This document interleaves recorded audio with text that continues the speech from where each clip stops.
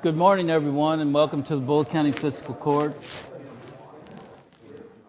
It's 9:33 today, and so at this time, if Mr. Griffey, if you would come up and lead us in an invocation and the pledge, please, sir. Let us pray. Heavenly Father, thank you for the opportunity to come together and to do the business of the county. Lord, be with each person here. Be with each one of the members of the court, all the leaders. Touch them, lead them in the direction that you would have us go. In Jesus' name, amen. Amen. Pledge allegiance to the flag of the United States of America and to the republic for which it stands, one nation, under God, indivisible, with liberty and justice for all. Thank you, Keith.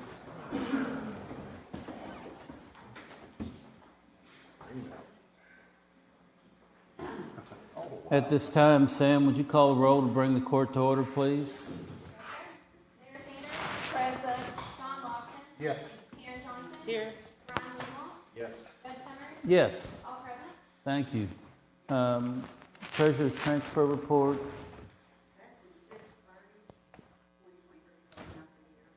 Okay. Thank you, Donna. I'll make a motion that we accept the treasurer's transfer report to close out the year dated 6/30. Is that correct? Yeah.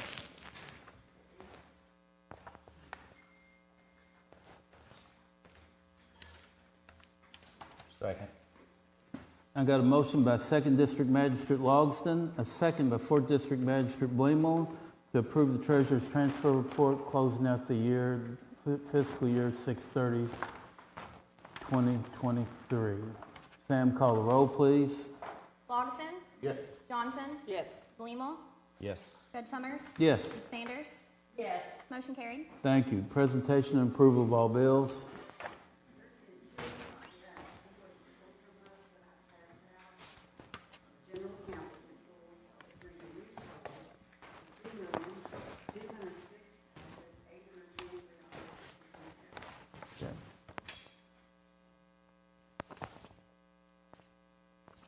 And one comment on that, we were able to pay our employment bill with KCO for the second time in the history of this county in the last 12 years in a lump and be able to get a 1.5% discount of $800,000. I'll make a motion that we accept and approve all the bills as presented. A second. Got a motion by 2nd District Magistrate Logston, a second by 1st District Magistrate Sanders to pay the bills as presented. Sam, call the roll, please. Johnson. Yes. Bleemel. Yes. Judge Summers. Yes. Sanders. Yes. Logston. Yes. Motion carried. Thank you. Treasurer's transfer report, Donna.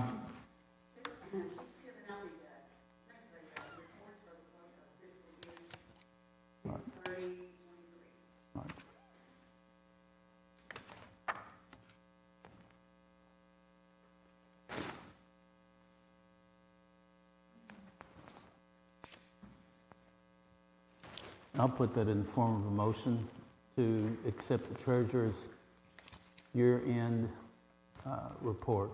Second. I have a second by 2nd District Magistrate Logston. Any other discussion, members? Sam, we call the roll, please? Bleemel. Yes. Judge Summers. Yes. Sanders. Yes. Logston. Yes. Johnson. Yes. Motion carried. Thank you. Approval of minutes from the July 5th, 2023 Bullitt County Fiscal Court meeting. I make a motion that we approve the minutes for July 5th, 2023. I'll second. Got a motion by 1st District Magistrate Sanders, a second by 3rd District Magistrate Johnson to approve the minutes of the Bullitt County Fiscal Court, July 5th of 2023. Sam, call the roll, please. Judge Summers. Yes. Sanders. Yes. Logston. Yes. Johnson. Yes. Bleemel. Yes. Motion carried. Thank you. Presentations. We have a couple of outstanding employees who just recently retired, and it's Joseph Dawson, who's not in attendance today, but we want to thank him for his 32 years of service to Bullitt County. But we do have Carla Johnson here. And Carla, if you'll please come up here, and Chris and Janice as well.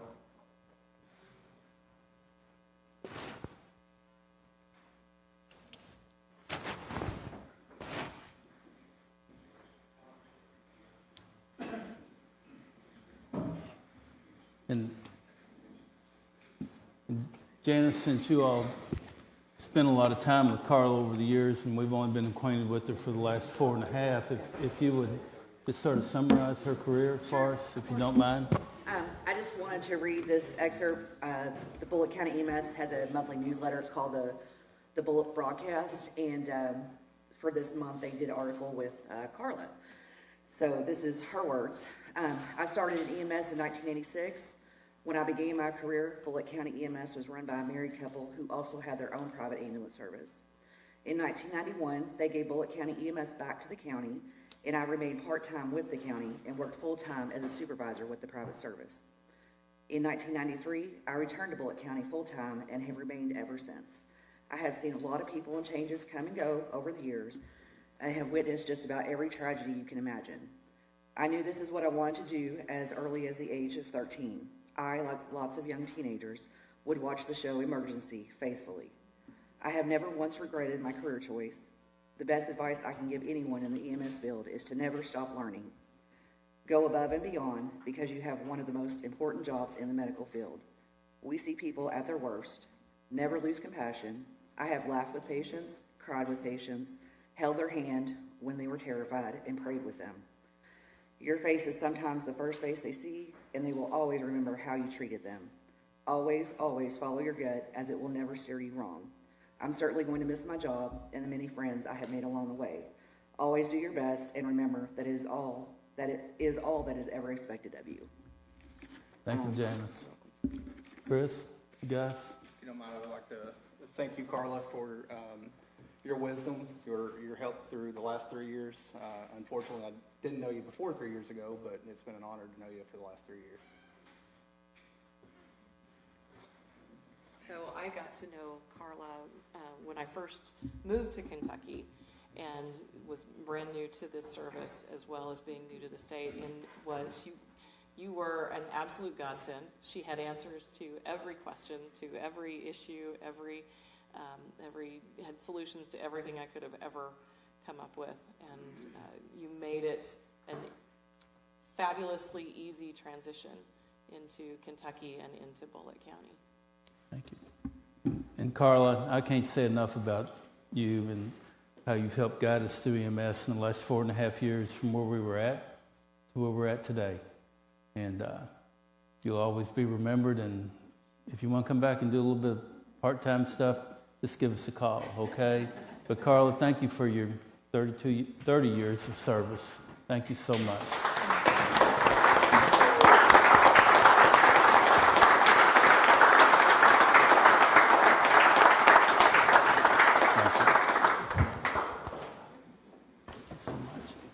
Want to say something?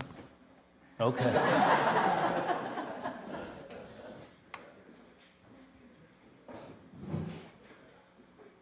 That's all. Thanks so much, Carla. Yeah, thank you. And for those of you who, the EMS puts out a really nice bulletin every month, and I encourage you to read it online or to be able to get a copy of it from them.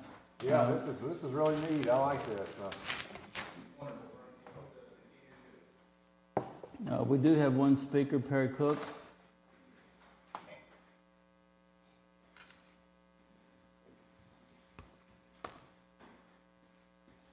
Ladies and gentlemen of Fiscal Court and of Bullitt County, hi, I'm Perry Cook, the Executive Director of Mark 12 Ministries.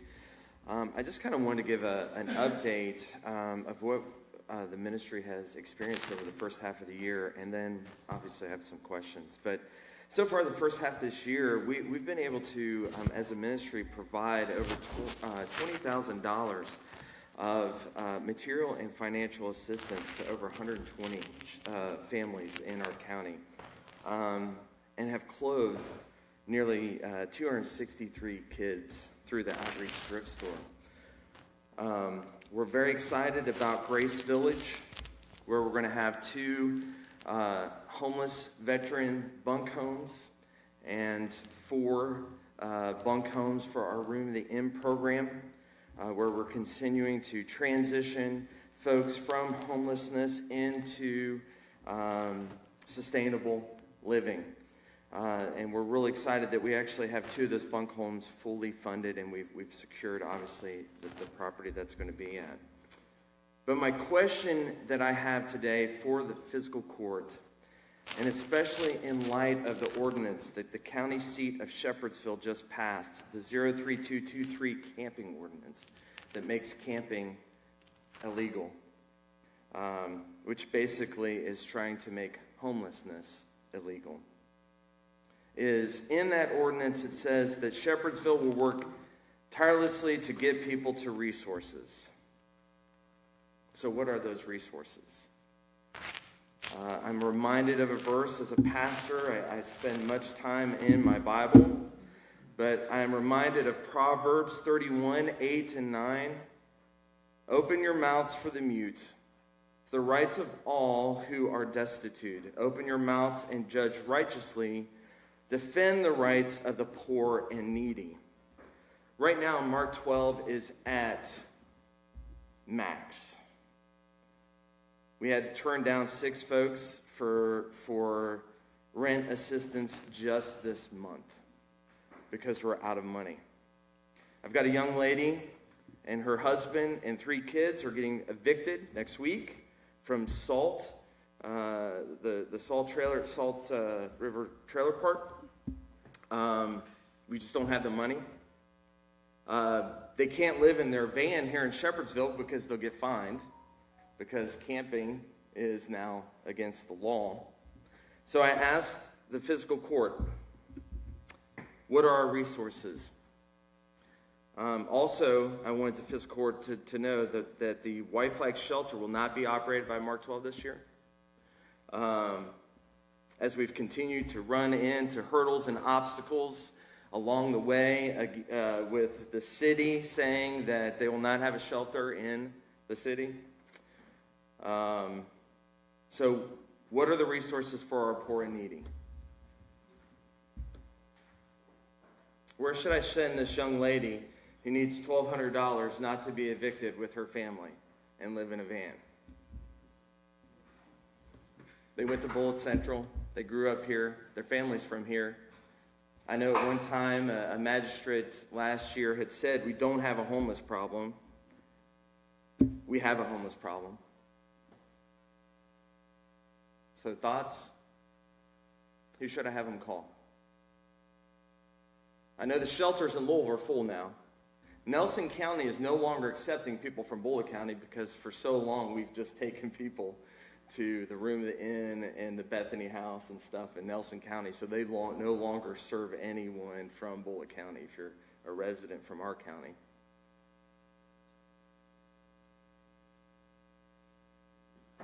Any thoughts? Are you saying Room in the Inn doesn't exist in Bullitt County? We do.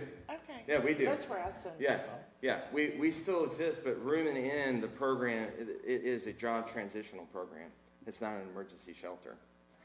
We're the They largest. can still go there. They can still come. Okay. Yeah, Well, that's where yeah. that's where I recommend. Yeah, it. they can still come to Room in the Inn, but our capacity is 8.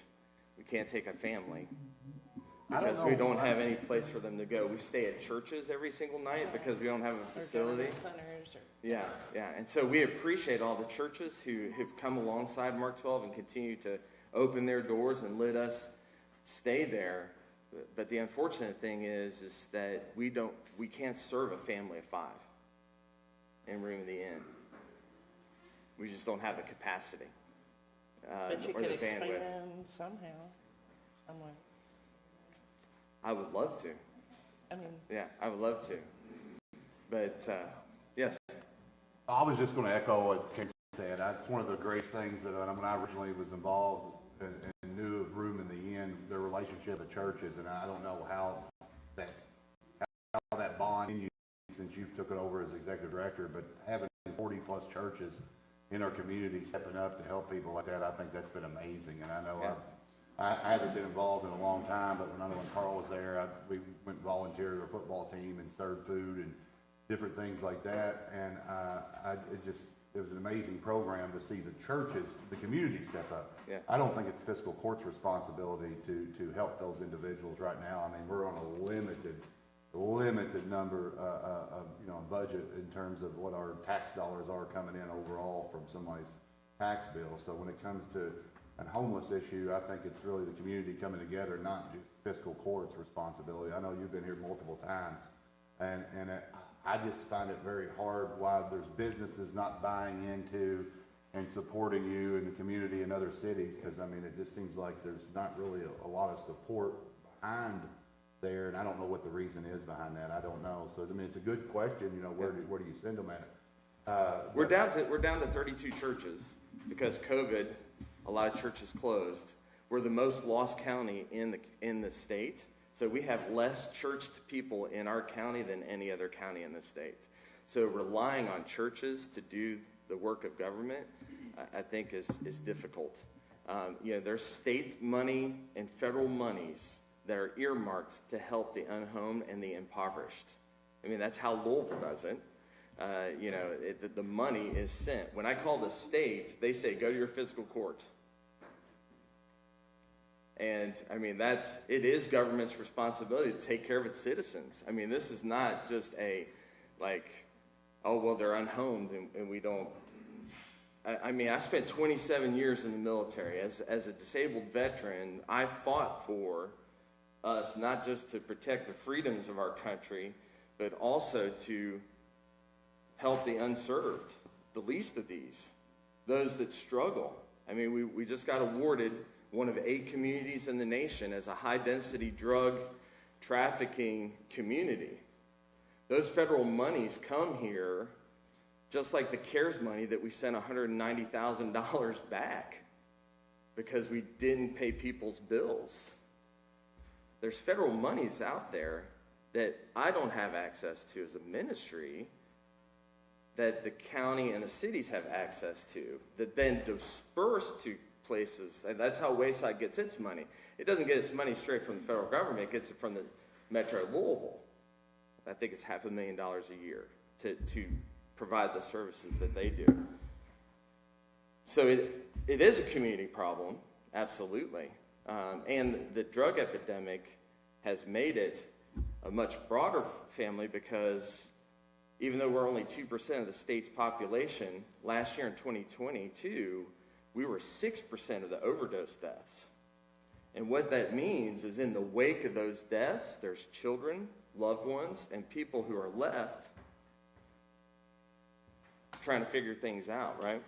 I think the biggest thing, Perry, with us, I don't want to categorize the fiscal court, but I'll say myself because I've seen you come several times, and I really believe in trying to help those out there. But you gave us a package, but I don't see, for me personally, to step up and help. I don't even know what you're asking for, to be honest. You probably came like 10 times and you just want money, but we've asked for like a plan, and we've yet to see a plan. Like you had mentioned before about the possibility of building a shelter and what that would cost, but I would be curious to know where your fundraising efforts outside of relying on fiscal court to make that a goal for this community. Yeah. How much have you raised? The only thing I've ever asked for is the same support that Housing First, that you used to provide Room in the Inn, which 40% of their budget used to come from fiscal court. Once we took it over, we never received any monies from fiscal court. And also what you give Turnaround Center. That's all that we've ever asked for from the court is to have a seat at the table. And the next thing was to have a seat at the table of how do we request it? And I've yet to be answered, how do we request it? I brought a proposal that proposed a building. Right. That's all I asked for. Yeah. Was I know that the county has empty buildings. I said, how about give us a building? I've never asked for money from fiscal court. We don't have, the money that we operate on is from churches, individuals, and businesses. If you're here today and you don't want money, what can we do as a court to help you to solve this problem? So I'm just asking you, who should I send them to? Like, what has the court done? I know that you've put a lot of planning into the Bourbon Trail and this big resort that's getting built. And we've put a lot of planning in aquatic centers and parks and all that kind of stuff, which I think is wonderful. But the unfortunate thing is half the population of our county is not going to enjoy those things because financially they're living paycheck to paycheck or they're unhomed. Yeah. So my question is in these conversations where we've talked about these things, where have we talked about the underserved, the homeless, and the impoverished? So what are the plans for them? That's all I'm asking. And I'd love to be a part of that conversation, and I would love for us to have a conversation with the fiscal courts in the cities, because I think what Mary Edens is doing in Hillview is incredible with that resource center, giving CASA a free place to have, and have an Isaiah House come and have a day center there and all that kind of stuff. I think that's a model that should be in the entire county. But Can that center not support the entire county? no, not even close. But that's not a homeless shelter. It's not a shelter. Right, it's a resource. It's a resource center, but it's going to barely support Hillview. Barely. Well, I think the key would be, establishing some type of maybe conversation outside of this, but we really got to know what you want. I mean, I'll be honest, me personally, I've seen you here multiple times, and I walk away every day wondering what is your ultimate goal, because, I've known you for a couple of years, and I know your vision, but I've yet to see it. I don't know how to explain that. I mean, because what you're doing is, I'm sure amazing, but I've yet to see, like some hard, concrete facts of this is where it's going, and if we give you 20,000, this is what it's doing. I know we hear facts about the problem, but I'm just curious to see what you would really want or expect us to do to help you, because what you're asking us is a double-bladed, it's a double-ended question, obviously. You know the answer to that better than we do. We sit up here, but you're out, your boots are on the ground every day. You know where those people need to go. Yeah. So I don't know. I definitely don't know more than you do when it comes to, in terms of where these people need to go for their help. Yeah. Last year, the proposal I presented to the court was asking for a building. Yeah. That's all I was asking for. Yeah, and I remember that very well. And I drew out very specifically where the funding was coming from to operate the building and all that kind of stuff. I can reprint that. No. That's exactly what I'm asking, because you're coming back today. So I didn't know if that building is nothing. Is it even? I'll set goals with my business and try to achieve a goal and then move to the next one. And I didn't know if that building. If you've got like a campaign going and you've raised 100,000 of the 500,000 or whatever that number may be for businesses, or I didn't know if Jim Bean pitched in or so-and-so else pitched in, if you've been contacting other businesses besides just fiscal court. I was curious who else had bought in and invested into this ideal and support you, so that we can make an educated guess to say, the city of Shepherdsville's doing it, maybe we need to do it. Or if this particular business is supporting it, maybe we need to. But I was just kind of curious who else has aligned themselves with trying to help your cause. That's all I'm asking, because I knew the building and you gave a real nice presentation, but it didn't get brought up. So I'm just kind of curious, if you feel we need a shelter, how much have you raised outside of the community over the last couple of years that you've been kind of approaching us as a fiscal court? That's all. What I'm telling you is that as an organization, we don't have the bandwidth to even operate a shelter at this point. So we've already moved forward to, we're doing the tiny home, the bunk houses for the Room and Inn program and for the homeless veterans.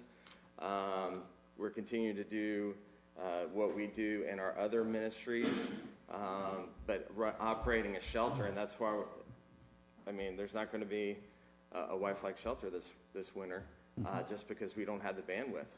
I just kind of, just doing the math, and I'm not putting this on churches and trying to take away responsibility from us, but I just feel like, Room in the Inn, at one time it was 40 plus, now it might be 32.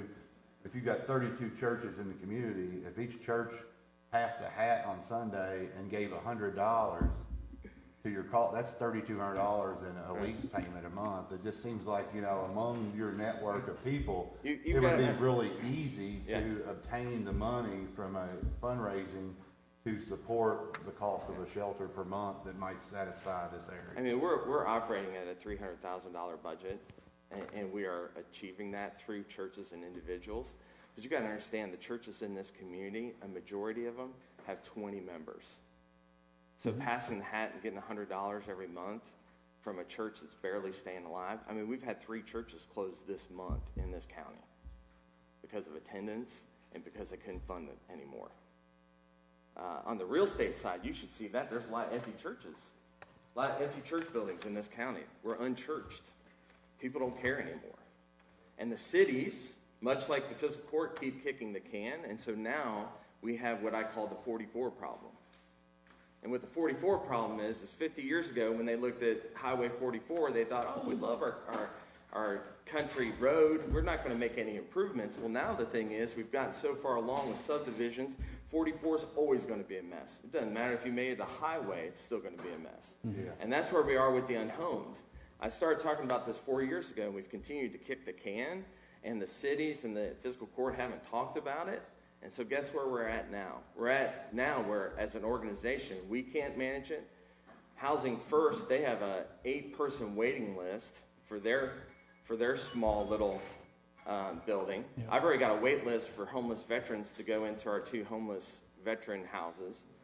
And we won't even have those built till maybe November or December.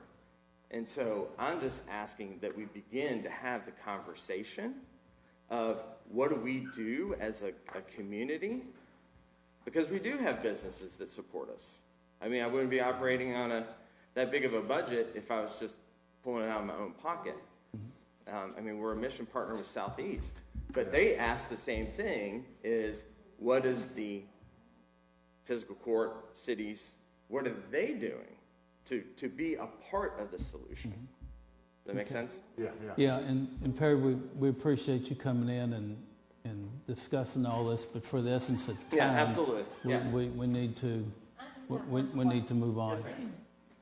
I do have one question. I'd like to see your proposal that you gave fiscal court last year. Okay, absolutely. 3 of us that are new. I would. Yeah, I'd like to see it as well. yeah, absolutely. I'll bring that to you guys. All right? Yeah, thanks so much. Appreciate it. To the next meeting. Yeah. Thanks, sir. Okay. Tammy, second reading of zoning ordinance 23-22, Jamie and Evan Ship. Commonwealth of Kentucky, County of Bullitt, zoning ordinance number 23-22. An ordinance relating to the changing of zoning of certain property from R1 residential to agricultural. Property in question is 18.5 acres, more or less, located at 3821 Coral Ridge Road, parcel number 034-SE0-16-024, in an unincorporated area of the county.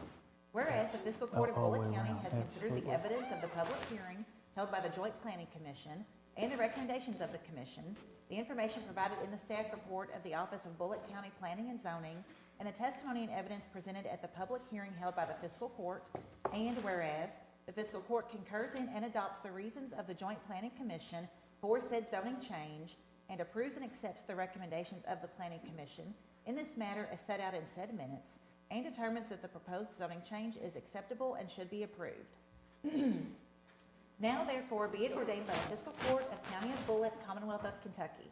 Section 1, that the above property located in the unincorporated area of Bullitt County, and more particularly described in the minutes and records of the Planning Commission in docket number 2023Z-31, is hereby changed from R1 residential to agricultural. Section 2, this ordinance shall take effect upon passage and publication as required by law. Section 3, should any section, provision, or part of this ordinance be declared unconstitutional or invalid for any reason by a court of competent jurisdiction, then the remainder of this ordinance shall not be affected and shall remain in full force and effect. Section 4, all ordinances and resolutions to the extent they are inconsistent herewith are hereby repealed.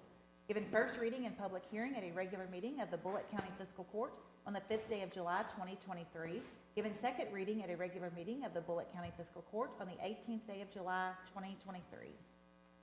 Thank you, Tammy.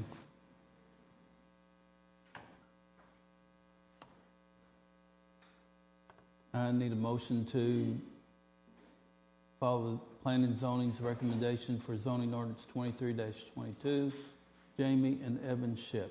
I make a motion that we approve this Second. I have a motion by First District Magistrate Sanders, a second by Third District Magistrate Johnson to accept the Planning and Zoning's recommendation for zoning ordinance 23-22. Jamie and Evans Ship. Sam, call the roll, please. Sanders. Yes. Logston. Yes. Johnson. Yes. Liemel. Yes. Judge Summers. Yes. Motion carried. Thank you. Tammy, second reading of zoning ordinance 23-23. Chester Bischoff. Commonwealth of Kentucky, County of Bullitt, zoning ordinance number 23-23. An ordinance relating to the changing of zoning of certain property from R1 residential to IL light industrial. The property in question is 1.2 acres more or less, located at 2847 Coral Ridge Road, parcel number 036-SE0-20-022 in an unincorporated area of the county.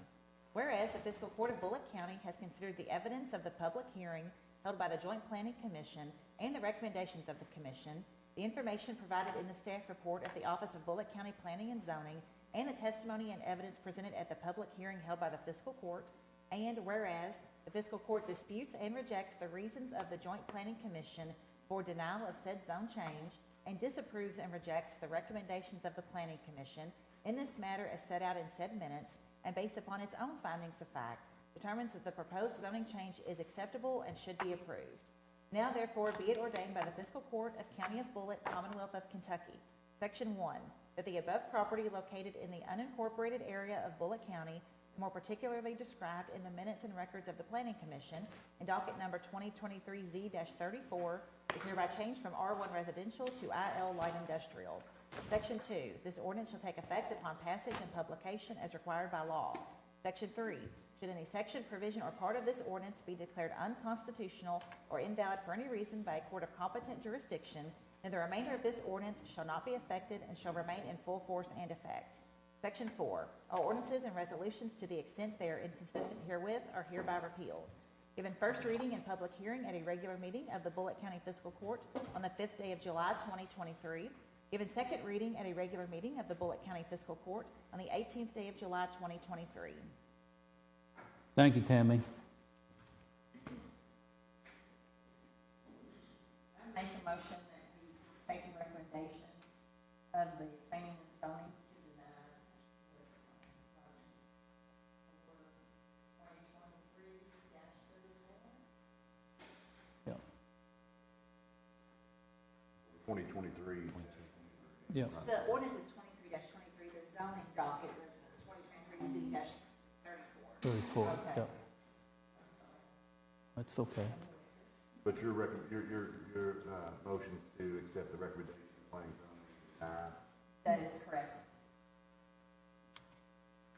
I'll second that. Got a motion by First District Magistrate Sanders, a second by Second District Magistrate Logston to accept the Planning and Zoning's recommendation of zoning ordinance 23-23. Chester Bischoff. Sam, call the roll, please. Logston. Yes. Johnson. Yes. Liemel. Yes. Judge Summers. Yes. Sanders. Motion carried. Thank you. Second reading of zoning ordinance 23-24. Chester Bischoff. Commonwealth of Kentucky, County of Bullitt, zoning ordinance number 23-24. An ordinance relating to the changing of zoning of certain property from R1 residential to B2 central business. Property in question is 0.77 acres more or less, located at 3499 Coral Ridge Road, parcel number 036-SE0-16-035 in an unincorporated area of the county. Whereas the Fiscal Court of Bullitt County has considered the evidence of the public hearing held by the Joint Planning Commission and the recommendations of the Commission, the information provided in the staff report of the Office of Bullitt County Planning and Zoning, and the testimony and evidence presented at the public hearing held by the Fiscal Court, and whereas the Fiscal Court concurs in and adopts the reasons of the Joint Planning Commission for said zoning change, and approves and accepts the recommendations of the Planning Commission in this matter as set out in said minutes, and determines that the proposed zoning change is acceptable and should be approved. Now therefore be it ordained by the Fiscal Court of County of Bullitt, Commonwealth of Kentucky, Section 1, that the above property located in the unincorporated area of Bullitt County, and more particularly described in the minutes and records of the Planning Commission, in docket number 2023Z-35, is hereby changed from R1 residential to B2 central business. Section 2, this ordinance shall take effect upon passage and publication as required by law. Section 3, should any section, provision, or part of this ordinance be declared unconstitutional or invalid for any reason by a court of competent jurisdiction, then the remainder of this ordinance shall not be affected and shall remain in full force and effect. Section 4, all ordinances and resolutions to the extent they are inconsistent herewith are hereby repealed. Given first reading and public hearing at a regular meeting of the Bullitt County Fiscal Court on the 5th day of July 2023. Given second reading at a regular meeting of the Bullitt County Fiscal Court on the 18th day of July 2023. Thank you, Tammy. I'd like to make a motion that we approve the zoning for ordinance 23-24. I'll second. Got a motion by First District Magistrate Sanders, a second by Third District Magistrate Johnson to approve the zoning ordinance 2324 upon the recommendation of Planning and Zoning of Chester Bischoff. Sam, call the roll, please. Johnson, Yes. Lehmel, Yes. Judge Summers, Yes. Sanders, Yes. Logston, Yes. motion carried. Thank you. Number 4, second reading of zoning ordinance 23-25. Marvin and Tracy Judson. Commonwealth of Kentucky, County of Bullitt, zoning ordinance number 23-25. An ordinance relating to the changing of zoning of certain property from agricultural to R1 residential. The property in question is 0.168 acres, more or less, located at 315 Cundiff Hollow Road, parcel number 029-000-00-080 in an unincorporated area of the county. Whereas the Fiscal Court of Bullitt County has considered the evidence of the public hearing held by the Joint Planning Commission and the recommendations of the Commission, the information provided in the staff report of the Office of Bullitt County Planning and Zoning, and the testimony and evidence presented at the public hearing held by the Fiscal Court, and whereas the Fiscal Court concurs in and adopts the reasons of the Joint Planning Commission for said zoning change, and approves and accepts the recommendations of the Planning Commission in this matter as set out in said minutes, and determines that the proposed zoning change is acceptable and should be approved. Now therefore be it ordained by the Fiscal Court of County of Bullitt, Commonwealth of Kentucky. Section 1, that the above property located in the unincorporated area of Bullitt County, and more particularly described in the minutes and records of the Planning Commission in docket number 2023Z-36, is hereby changed from agricultural to R1 residential. Section 2, this ordinance shall take effect upon passage and publication as required by law. Section 3, should any section, provision, or part of this ordinance be declared unconstitutional or invalid for any reason by a court of competent jurisdiction, then the remainder of this ordinance shall not be affected and shall remain in full force and effect. Section 4, all ordinances and resolutions to the extent they are inconsistent herewith are hereby repealed. Given first reading and public hearing at a regular meeting of the Bullitt County Fiscal Court on the 5th day of July 2023. Given second reading at a regular meeting of the Bullitt County Fiscal Court on the 18th day of July 2023. Thank you, Tammy. I'll make a motion that we accept the findings for zoning ordinance 2325. I'll second. I have a motion by 4th District Magistrate Blemo, a second by 3rd District Magistrate Johnson to accept the recommendation of Planning and Zoning Ordinance 2325, Marvin and Tracy Judson. Sam, call the roll, please. Lehmel, Yes. Judge Summers, Yes. Sanders, Yes. Logston, Yes. Johnson, Yes. motion carried. Thank you all. I'm going to make a recommendation to appoint Phil Barnhurst to the Mount Washington Fire Protection District Board, term to expire June 30th of 2026. Mr. Barnhart has been a stalwart of the community up there and literally a financial guru. I'll second that motion. Sam, call the roll, please. Judge Summers, Yes. Sanders, Yes. Logston, Yes. Johnson, Yes. Lehmel, Yes. motion carried. Thank you. And we have a new hires list for EMS. One's a paramedic, a couple advanced EMTs, and some new EMTs, all of them to start. I'm pretty sure they're all starting 8/2. Janice, yes? And this will help fill us some gaps as well. The list is in there. Summer Yankel as a full-time EMT, Brandon Ray is a full-time EMT, Christina Craig is a full-time EMT, Derek Hoskins from part-time to full-time paramedic, and Jessica Hoskins from part-time PTA, or what I'm going to say, practitioner to full-time, with no change in pay in any of the last two, Hoskins or Hutchins. I'll second that motion. Sam, call the roll, please. Sanders. Yes. Logston. Yes. Johnson. Yes. Lamel. Yes. Judge Summers. Yes. Motion carried. Thank you. Put on here for discussion of the administrative code. It was brought to our, yes, There's two more, there's another list, I had two more names, Yes. I don't know. I've just. okay. Well, let's get to them then, okay? Was there 7? Yeah. Was there 7, Janice? Was there 7 or just 5? I would have said 7. I don't know what you're. Okay. So I'll make the motion to hire the last 2, which are, let me see this, I don't have it. Courtney Pauley from EMT Advanced to full-time paramedic, which is a great step up for her. And Cody Rowan, promoted to supervisor effective back at 7/11/23. I'll second that motion. Add the Courtney Paul. Cody Rowan. Paul and Cody Owen.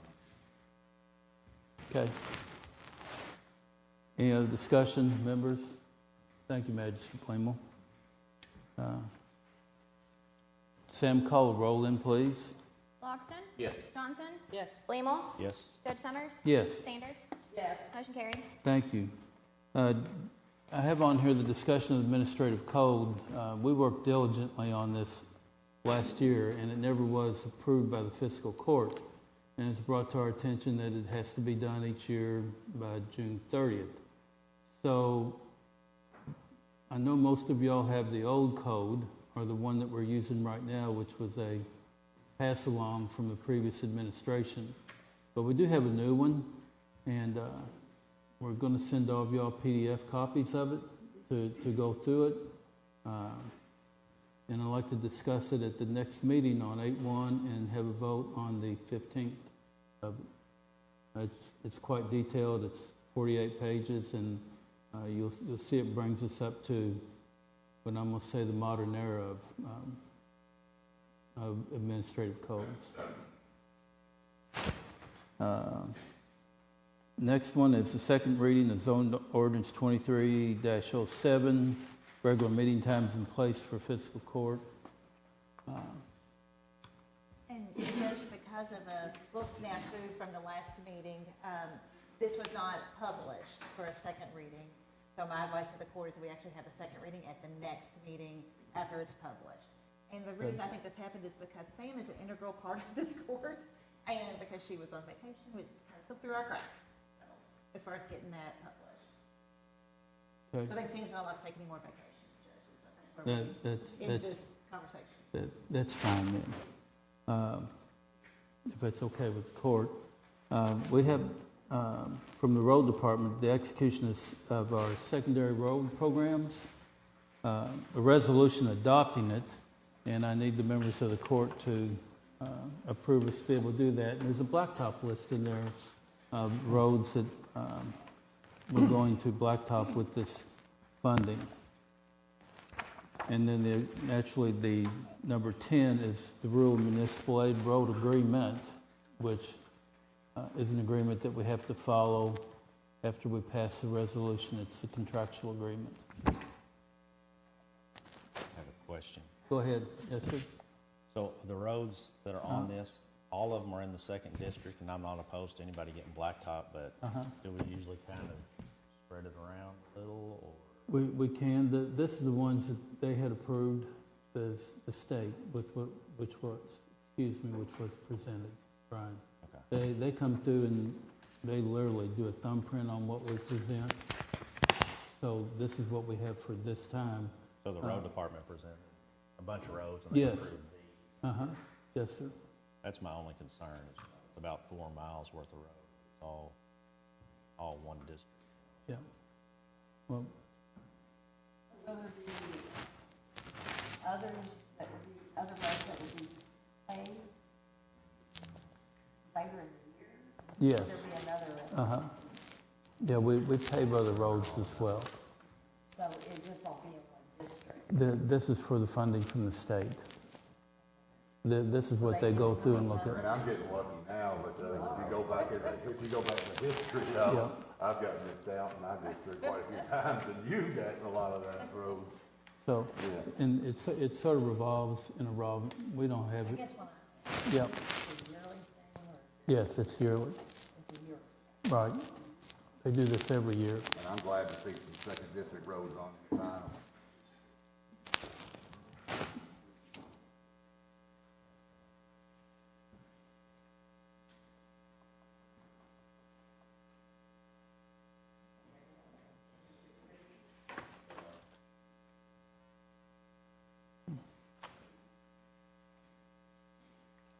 Before y'all start picking my district, I'm gonna make a motion to accept this and adopt execution of the rural secondary road program.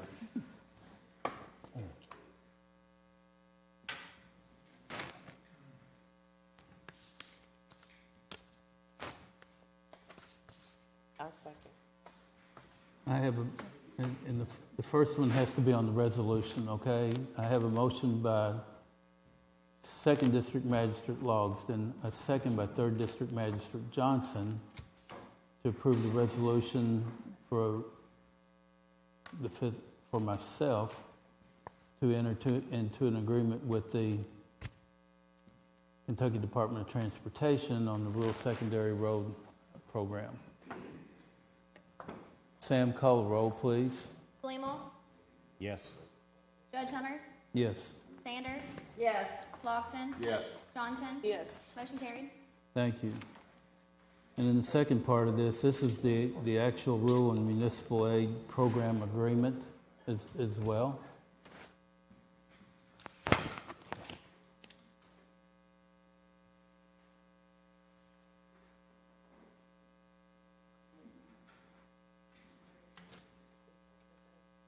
Resolution. Yeah. It's the second part of the resolution. There should, yeah.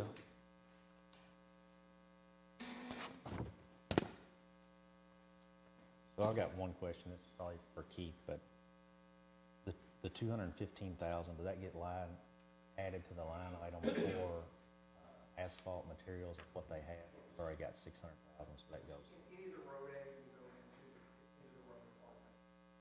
That line on. That's what, when you look at the LGDA, that funding, you can see that all goes to the road department. That's kind of where this goes through. Goes in there. Yeah, it's just state money that comes in, and as the judge said, they kind of direct where they go. Because the municipal and then the rural, it's just, and that keeps changing in this county. Those funds are, they'll direct which way those go, but that all goes to the rural. And it has to, yeah. I mean, it can't be intermingled with anything In else. a It has general to be fund just or roads. Yeah. Yeah.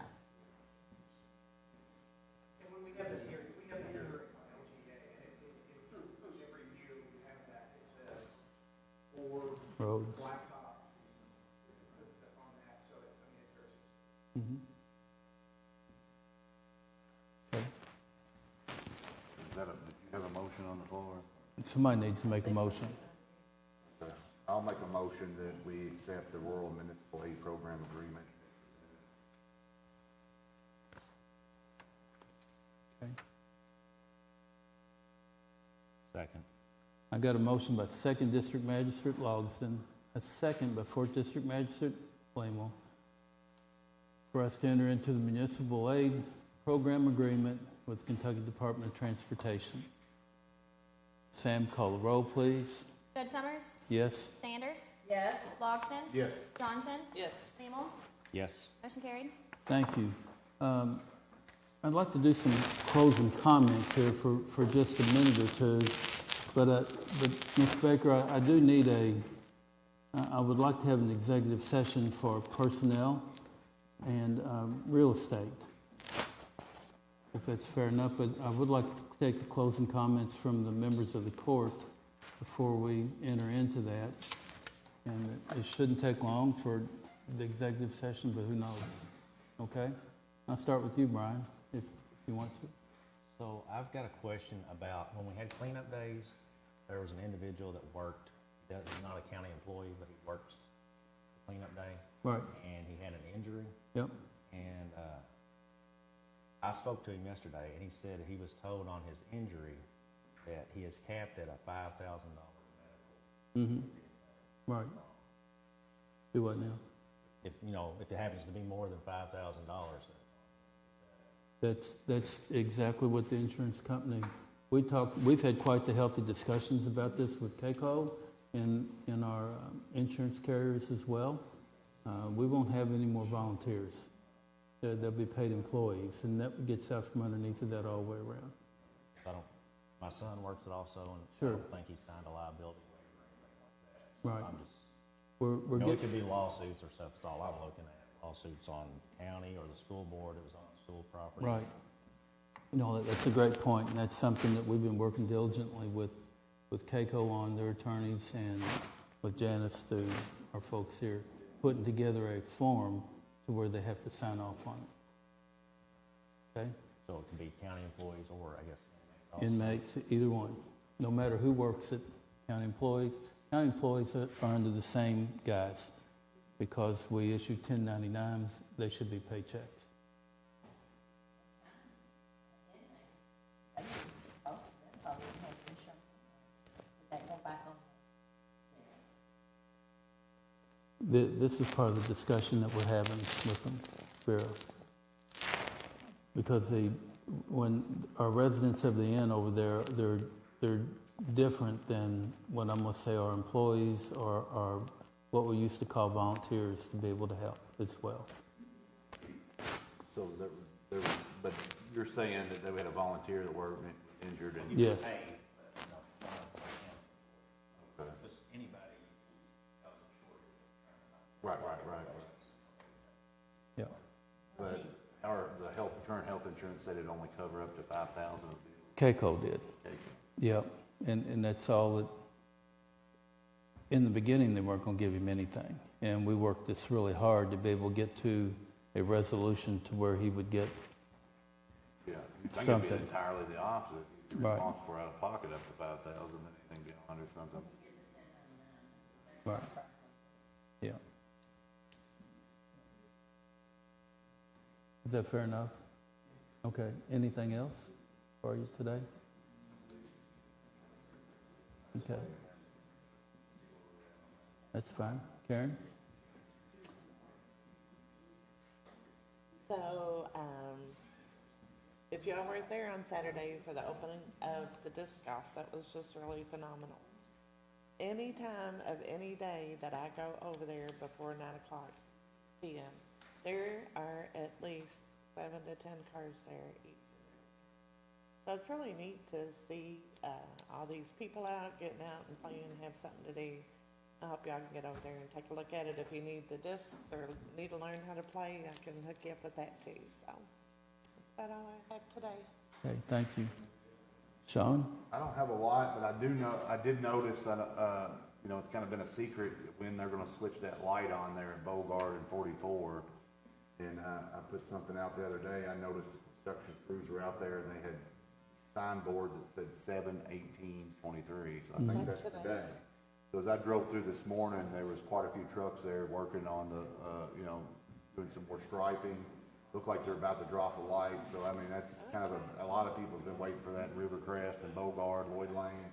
So I know it's been kind of a joint effort between us and the city of Mount Washington to help fund that and help from some of the state representatives and different people. But I think today may be the day. I don't want to go on a limb too far, but the sign said 7/18. So if you're driving on 44, Judge, be careful. Yep. There might be a traffic light there. We will. Thank you. Vera? I really don't have anything. I've been on vacation, so I'm doing catch up. Okay. Okay, and my closing comments for this is, on the Roe Hill Water Project, we're gonna do a ribbon cutting, August the 3rd at 2 p.m. We've invited state officials down because it took 5 grants, 5 different funding sources to be able to make this happen. And it took a little bit longer than, like 2 years longer than what we thought, because of the amount of grant activity and the amount of grants that we were able to have. We're also going to do a fundraiser for our paramedic who's still in the hospital on September the 9th at the Bullitt County Fairgrounds. And when you all see Jimmy Anderson and those folks, please thank them for the effort that they're making to help us with that. Because I know Sean's going to be there making sure everybody, we raise a lot of money for them. The concrete floor, if you needed to stop in at the EMS building in Lebanon Junction, is poured and ready to go to start up on the walls. Barry Jones, our level 3 inspector, started Monday. He's our chief inspector. And Christy Royalty, she started employment July the 10th as our solid waste coordinator. And so at this time, I need a motion to go into executive session to discuss real estate and personnel.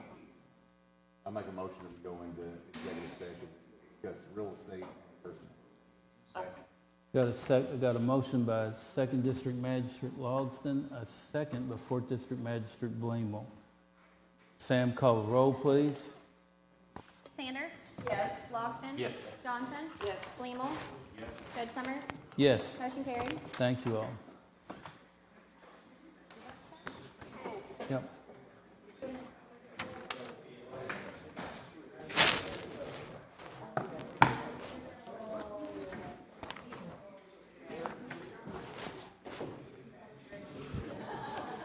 Take my phone with me so nobody run off with it.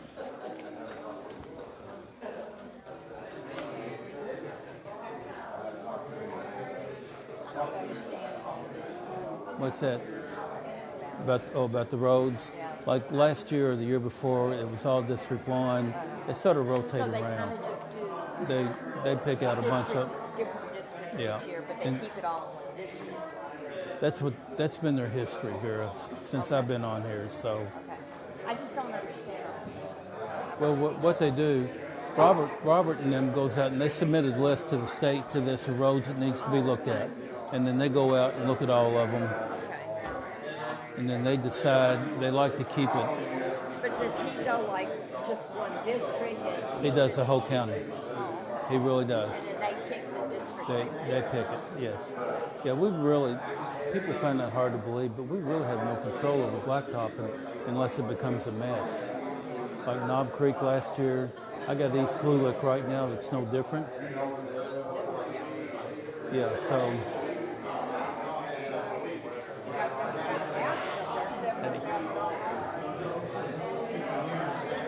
Here. The attorney told me I didn't need approval from the court to hire you, so all I got to do is just make sure that they're all verbally okay, and we'll bounce on. All right. Well, Okay. if I need to call anybody, if anybody has questions, I'm happy to talk to them. I will. So let them know. I promise you, Timmy. Thank you, sir. Yes, sir. Good seeing you. Uh-huh. Hi, guys. Enjoy your meeting. I'm going to. God, man. Did you tell me about my hand? No, what happened? Shit. Should I not have squeezed it? You got large hands, man. That's all I got to tell you. Do I have your permission to You can tell him.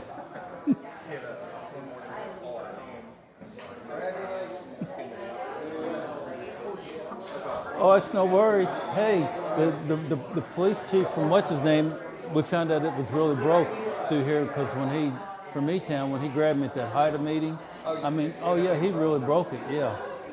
So I took the things off because I tried to wash underneath there, but I couldn't move my damn fingers.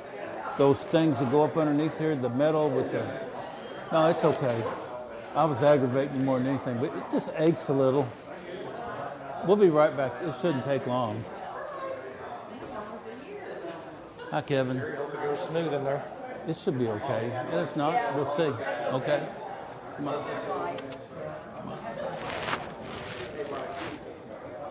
There you go. Come on in here, Keith. Oh, yeah. On the real estate, personnel both. Yeah.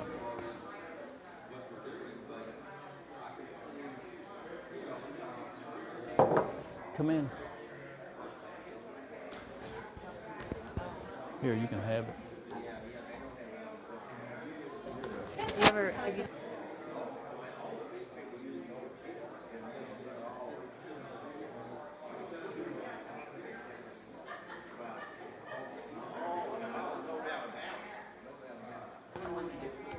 He's the